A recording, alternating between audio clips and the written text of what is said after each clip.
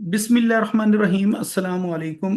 आज हम mathematics ninth class federal board उसकी जो मिस सेलेनियस एक्सरसाइज है जिसको रिव्यू एक्सरसाइज भी कहा जाता है, उसको हम स्टार्ट करेंगे क्योंकि इस चैप्टर की जो बाकी तमाम एक्सरसाइजेज थी 4.1 से लेकर 4.8 तक उनको हमने सॉल्व कर लिया।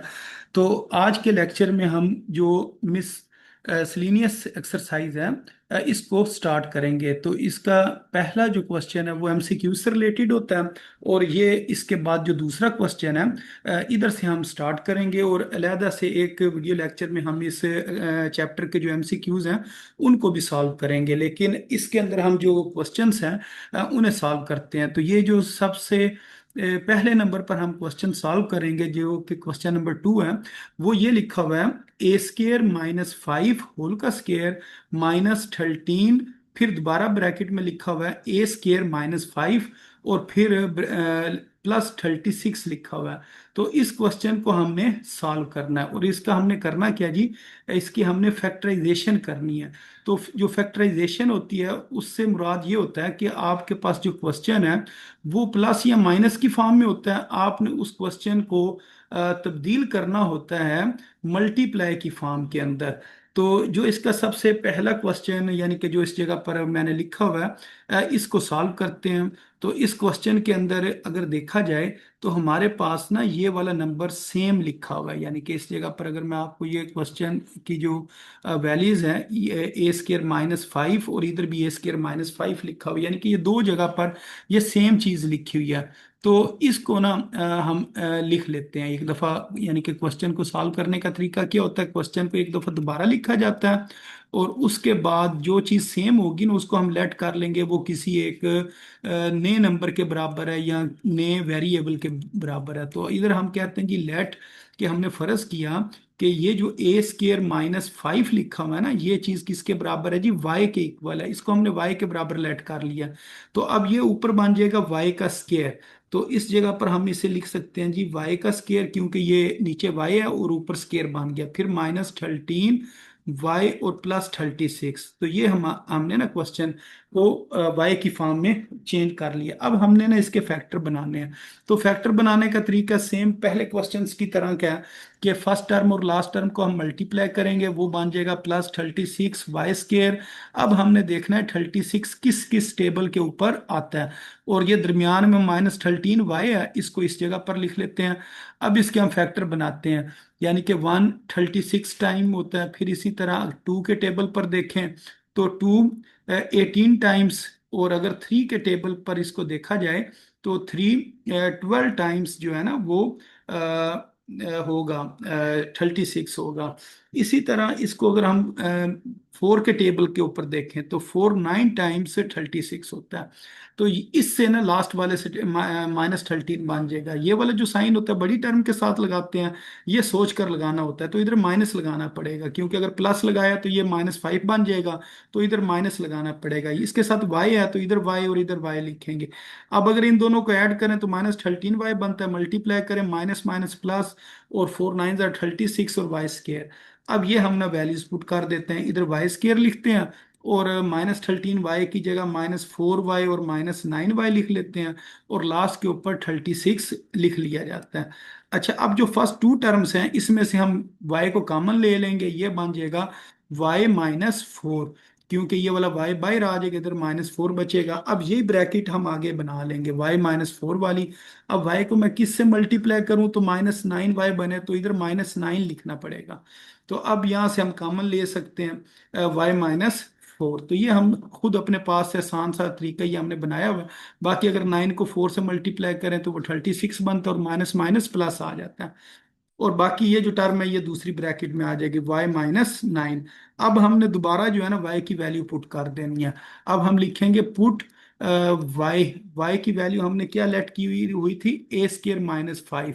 तो अब जिस जगह पर y है उधर हम लिख देंगे ए स्केयर -5, और आगे क्या लिखा हुआ है -4, तो वो इस जगह पर आ जाएगा। अब दूसरे y की जगह पर भी लिखेंगे ए स्केयर -5, और इस 9 को हम इस तरह लिख सकते हैं। इसी तरह ये -4 इस जगह पर हम लिख लेते हैं। अच्छा, अब ये जो ब्रैकेट्स हैं इनको हम सॉल्व कर लेते हैं। ये बन जाएगा ए स्केयर -5 और ये जो हमारे पास -4 है, ये कितना बन जाएगा -9। इसी तरह ये A² -5 और -9, ये कितना बन जाएगा -14 बन जाएगा। अच्छा, अब इसको ना हमें मल्टीप्लाई करना पड़ेगा। तो इसको अगर हम चाहें तो मजीद मल्टीप्लाई करके लिख सकते हैं। तो इसके अंदर कौन सी चीज़ मल्टीप्लाई हो सकती है, या इसको ऐसे करते हैं, मल्टीप्लाई करने की बजाय इसकी ना हम फॉर्म एक और बना सकते हैं। मसलन ये A² लिखा है ना, ये 9 को हम लिख सकते हैं 3 का स्क्वायर, और बाकी इसका ये 14 किसी का स्क्वायर नहीं होता, इस वजह से ना इसको इसी तरह ही लिखा रहने देते हैं, इसको सॉल्व नहीं करते हैं, सिर्फ इसको सॉल्व कर लेते हैं। तो ये कन्वर्ट हो जाएगा A-3 और A+3 में, यानी कि इसके ऊपर A² -B² वाला जो फार्मूला है ना वो लगा दिया, और इसको हम इसी तरह ही लिखा रहने देंगे जिस तरह ये लिखा हुआ है। इसको लिख देते हैं A² -14। तो ये इसका ना आंसर आ जाएगा। तो आपकी बुक के ऊपर भी ना यही आंसर इसका गिवन है। तो इस तरह ये जो क्वेश्चन था इसने सॉल्व होना था। अच्छा, अब इसके बाद जो इससे नेक्स्ट क्वेश्चन है उसे देखते हैं और उसे सॉल्व करते हैं। अच्छा, एक मिनट यहाँ से देख लेते हैं जी। इससे जो नेक्स्ट क्वेश्चन है वो इस जगह पर कहीं लिखा होगा, उससे ज़रा एक दफ़ा क्वेश्चन को लिखते हैं जी। Question number 3। तो ये क्वेश्चन नंबर 3 इधर लिखा हुआ है, अब इसे सॉल्व कर लेते हैं। तो क्वेश्चन नंबर 3।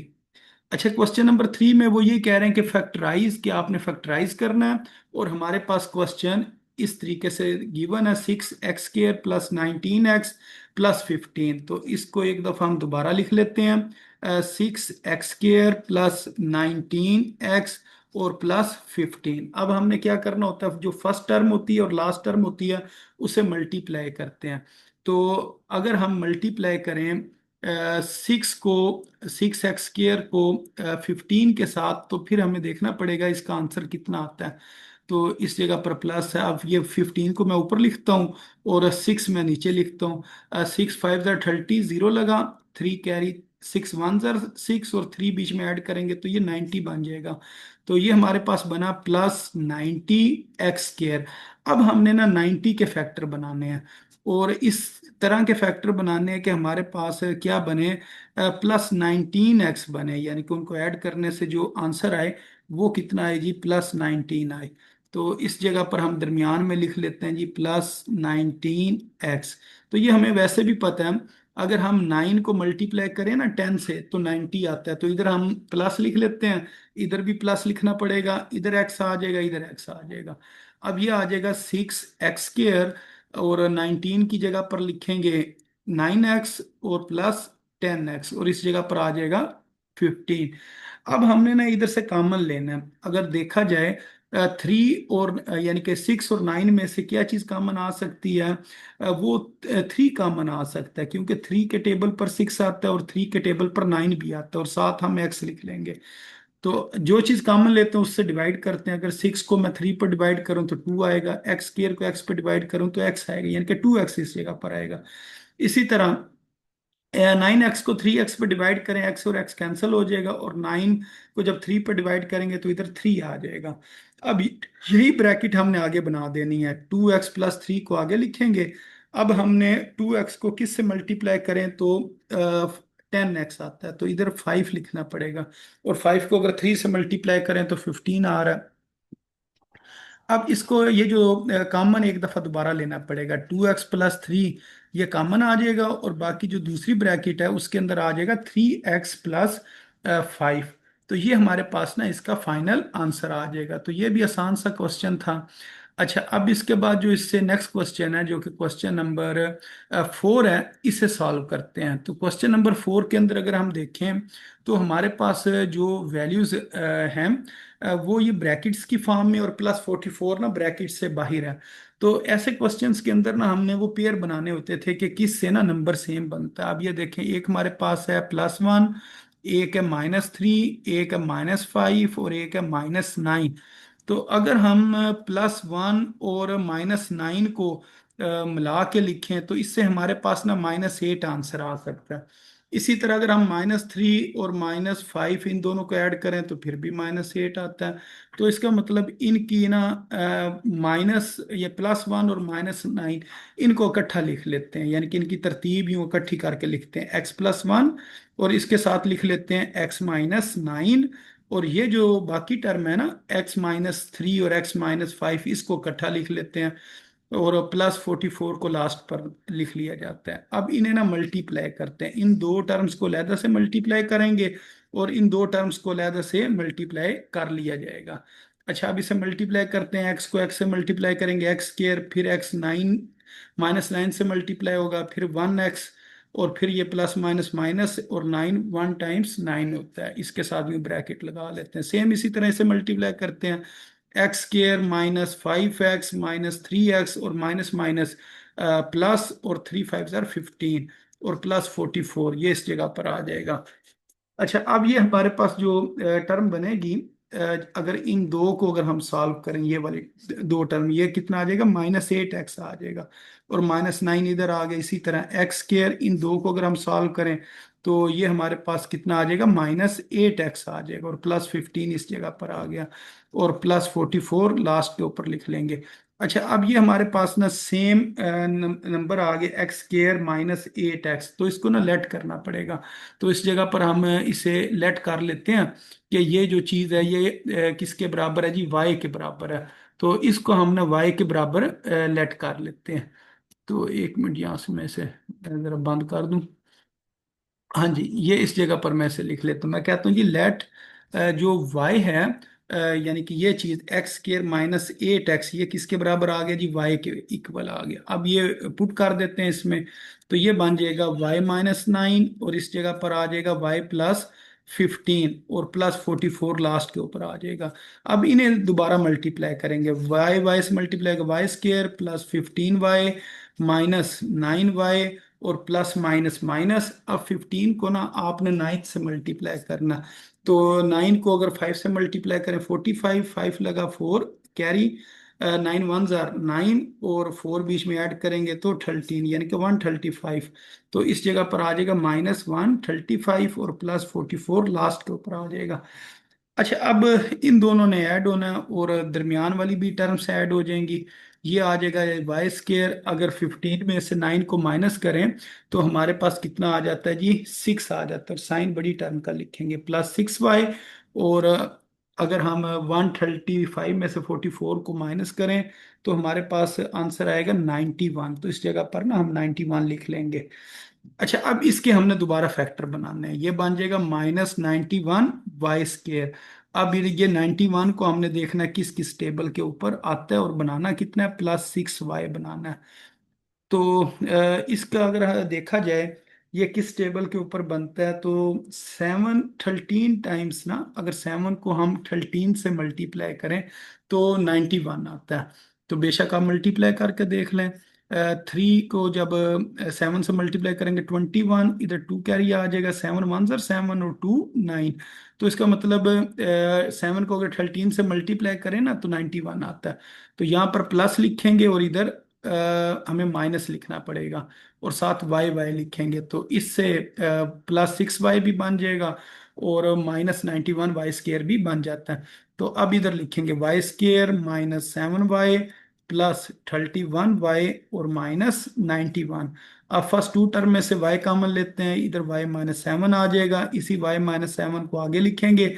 अब y को किस से मल्टीप्लाई करें तो 31y बनता है 31 से। अब ये 31 को 9 से मल्टीप्लाई करें तो 91 आता है, और प्लस माइनस माइनस, तो इसका मतलब इसके हमने फैक्टर ठीक बनाए। अब ये आ जाएगा y-7, ये कॉमन आ गया, y+31 इस जगह पर आ गया। अब आपने ना दोबारा वैल्यू पुट करनी है, आपने कहना है पुट y जो है, y की वैल्यू हमने किसके इक्वल रखी थी, x² -8x के इक्वल रखी थी। अब इसको हम यू पुट कर देते हैं, ये आ जाता है x² -8x, और -7 जो है इस जगह पर आ जाएगा। एक मैं आपका मैसेज भी पढ़ लेता हूँ, और ये +31 इस जगह पर आ गया। तो मैसेज एक बार मैं पढ़ लूँ, 13, हाँ जी 13 है, बिल्कुल आपने सही बताया। इस जगह पर क्या लिखना था हमने, 13 लिखना था, 31 नहीं लिखना था। तो इसको यहाँ से मैं रेज कर देता हूँ। ये बस इस जगह पर ना गलती हो गई है, इस जगह पर आएगा 13। बिल्कुल ठीक है। इस जगह पर जी 13 आएगा। इधर लिख लेते हैं जी 13। अच्छा, अब इधर भी 13 आएगा और इस जगह पर भी 13 आएगा। उसके बाद इस जगह पर भी हम क्या लिखेंगे, 13 लिखेंगे। तो इस जगह पर भी जी 13 लिख लेते हैं। अब इसको हम ना सॉल्व करते हैं। अब ये देखा जाएगा क्या इसके फैक्टर बनते हैं या नहीं बनते हैं। अगर इसके फैक्टर बनते हो तो फिर तो हम इसको मजीद सॉल्व करेंगे, और अगर इसके फैक्टर नहीं बनते होंगे ना तो फिर इसने मजीद सॉल्व नहीं होना है, क्योंकि ये फैक्टराइजेशन इसकी होगी। अब ये देखें, अगर इसको मैं सॉल्व करूं तो -7x² है। अब 7 से हमने क्या बनाना है, हमने बनाना है -8x बनाना है। तो 1 7 अब इस जगह पर हमें माइनस लिखना पड़ेगा, और इस जगह पर भी हमें क्या लिखना पड़ेगा, माइनस लिखना पड़ेगा। अब इन दोनों को अगर हम ऐड करें तो हमारे पास क्या आ जाता है, आ जाएगा हमारे पास -8। और जब मल्टीप्लाई करें तो हमारे पास +7x² बन रहा है। और ऊपर क्या लिखा हुआ है, ऊपर तो माइनस लिखा हुआ है, तो ये पॉसिबल नहीं है। तो इधर हम लिखेंगे नॉट पॉसिबल। एक चीज बन रही है लेकिन दूसरी चीज पॉसिबल नहीं है। इसी तरह अगर दूसरे को हम सॉल्व करें तो +13x² है। तो 13 से हमने बनाना कितना है, -8 बनाना है। तो 1 13 जार 13, फिर किसी और टेबल के ऊपर 13 तो आता नहीं है। तो इससे ना ये चीज़ नहीं बन सकती है, जो ऊपर वाली हम बनाना चाह रहे हैं वो नहीं बन सकती है। तो इसको भी ना हम लिख देंगे नॉट पॉसिबल। तो ये भी पॉसिबल नहीं है। तो जब ये दोनों पॉसिबल नहीं है तो फिर यही इसका आंसर होगा। ये जो हमने आंसर इसका मालूम कर लिया है ना, तो इसके साथ हम लिख देंगे आंसर, यानी कि यही इसका आंसर है, क्योंकि ये मजीद सॉल्व नहीं होता है। तो इस तरह ना इस क्वेश्चन ने सॉल्व होना था। अच्छा, अब इसके बाद जो क्वेश्चन नंबर 5 है, इसे सॉल्व करते हैं। क्वेश्चन नंबर 5, इसके अंदर वो देखते हैं जी, वो क्या कह रहे हैं जी, फैक्टराइज द फॉलोइंग। के जो इसके अंदर भी हमने फैक्टर बनाने हैं। तो एक दफ़ा इस क्वेश्चन को हम दोबारा लिख लेते हैं। x⁴ -12 x² + 16। तो ये हमने ना एक दफ़ा क्वेश्चन दोबारा लिख लिया। तो इसके अंदर अगर हम चाहें तो इसको मल्टीप्लाई करने की बजाय ना दूसरे तरीके से सॉल्व करते हैं। इसे हम यूं लिख लेते हैं कि ये फर्स्ट टर्म का स्केयर है। उसके बाद लिख लेते हैं ये 16 को लिख लेते हैं, 16 को लिख लेते हैं सेकंड टर्म का स्केयर। अब इधर हमने अपने पास से -2 तो लिखना ही लिखना है, और x² इधर से आ जाएगा इस जगह से, और ये वाला जो 4 है ना वो इस जगह से इधर आ जाएगा।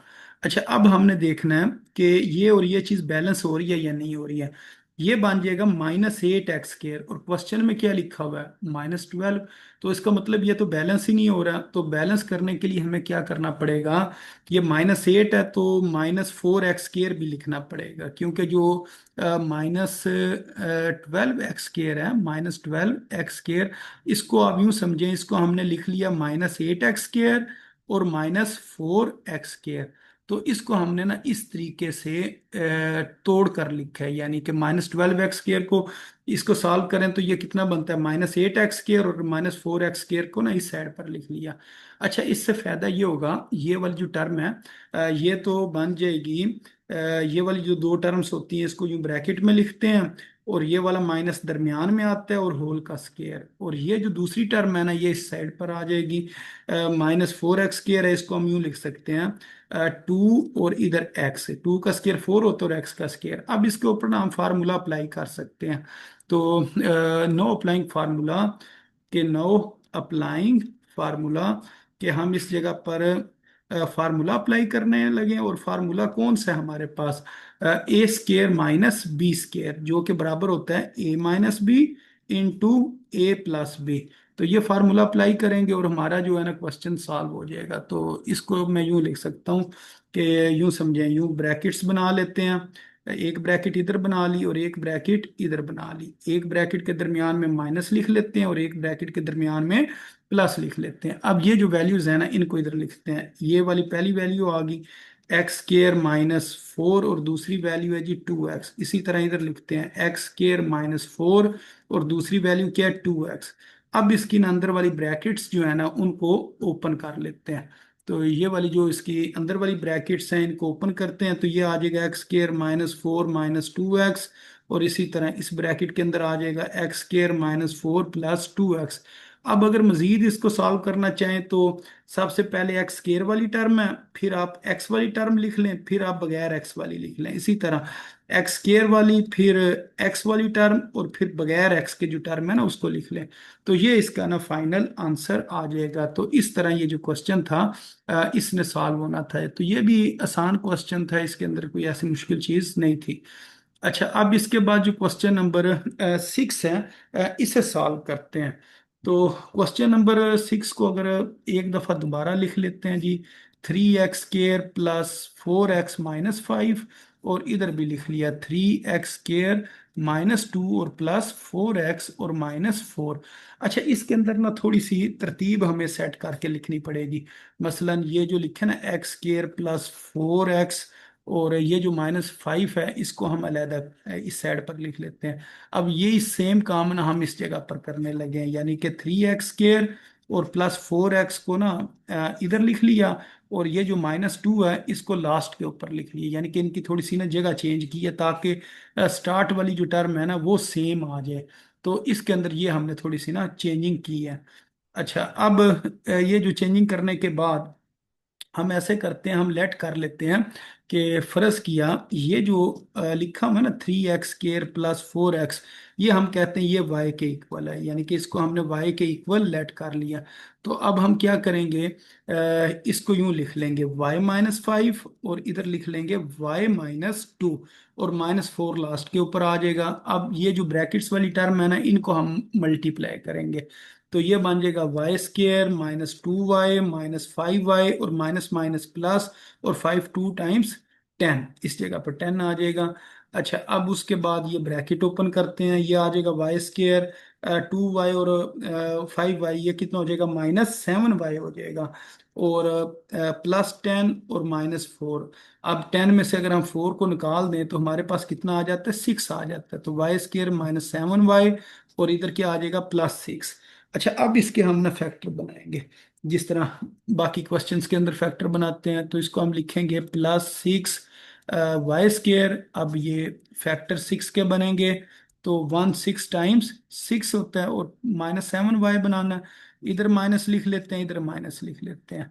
तो ये इसके फैक्टर ठीक है, तो इसको हम यूँ लिखेंगे y² -1y -6y +6। उसके बाद यहाँ से हम कॉमन लेंगे, y कॉमन आ जाएगा, y-1, और यहाँ से हम दोबारा ब्रैकेट में y-1 लिखते हैं, इधर हमें -6 लिखना पड़ेगा क्योंकि y को -6 से मल्टीप्लाई करें ये बनता है, और -6 को -1 से मल्टीप्लाई करें तो +6 बनता है। तो y-1 इधर आ गया, और y-6 इस जगह पर लिखा गया। अब हमने ना वैल्यूज पुट कर देनी है, y की जो वैल्यू है ना उसको हम पुट कर देंगे। तो y की वैल्यू हमने थोड़ी देर पहले लिखी थी, उसे देखते हैं कि y किसके बराबर था, -1 और -6 इसी तरह लिख देते हैं, और y की वैल्यू इधर से देख कर लिखते हैं जी। y बराबर तो था 3x² +4y, तो इस जगह पर हम लिख देंगे 3x², यानी कि इस जगह पर लिख लेते हैं 3x² और 3x² +4x था मेरे ख्याल से, एक दफ़ा दोबारा चेक कर लेते हैं। यही टर्म थी या कोई और थी, 3x² +4x, तो ये ठीक लिखा है। तो ये दोबारा इसको मैं दूसरे कलर से लिख देता हूँ जी, 3x² +4x, तो ये इस जगह पर भी लिखा जाएगा, और यही चीज सेम चीज इधर भी लिखी जाएगी, 3x² +4x। तो इसको जरा मैं साफ करके इस जगह पर लिख देता हूँ ताकि सही ये आपको ना नजर आए। तो इधर भी लिख देते हैं जी 3x² +4x। तो अब ये हमारे पास ना इसका फाइनल आंसर आ गया, 3x² +4x-1, और 3x² +4x-6। अब इसको सिर्फ एक बार ना चेक कर लेते हैं क्या ये मजीद हल होता है या नहीं होता है। तो -3x², अब हमने इससे बनाना क्या है, +4x बनाना है। तो 1 3 × 3 होता है, इधर अगर प्लस लिखें तो इधर प्लस लिखें तो ये +4x तो बन जाएगा, लेकिन +3x² बन रहा है। तो ये वाली चीज नहीं आनी चाहिए, -4 आनी चाहिए। इस वजह से हम कहेंगे नॉट पॉसिबल, यानी कि ये चीज पॉसिबल नहीं है। तो ये तो सॉल्व नहीं हुआ। अच्छा, इसी तरह आप दूसरे को सॉल्व करते हैं। 3x² को -6 से मल्टीप्लाई करेंगे तो -18x² बनेगा। अब हमने बनाना क्या है, +4x बनाना है। तो इसको अगर हम चेक करें तो 1 18 टाइम्स 18 होता है, 2 9 टाइम्स 18, फिर 3 6 टाइम 18। तो ये इसके बनते हैं। और 4 अगर देखा जाए तो किसी से नहीं बनता है। इससे 17 बनेगा या 19 बनेगा, यहाँ से 11 बनेगा या 7 बनेगा, यहाँ से 3 बनेगा या 9 बनेगा। तो ये पॉसिबल नहीं है। तो इधर भी हम लिख देंगे नॉट पॉसिबल। तो ये भी पॉसिबल नहीं है। तो इसका मतलब ये हुआ कि ये जो हमारे पास जो लिखा हुआ है ना, इसी के ऊपर बस आप यूं बॉक्स सा बना दें और फिर आप लिख दें कि ये ही इसका आंसर है, क्योंकि ये मजीद आगे हल नहीं हो रहा है। तो ये इसका ना फाइनल आंसर आ जाएगा। तो इस तरह ना ये वाले जो क्वेश्चन थे ये हमने सॉल्व किए हैं। बाकी इसके कुछ क्वेश्चंस रह गए हैं, उनको हम कल सॉल्व करेंगे, जैसे कि क्वेश्चन नंबर 7 है और इसके अलावा भी कुछ हैं। तो ये हमने ना आज कुछ क्वेश्चन सॉल्व कर लिए हैं इस एक्सरसाइज के।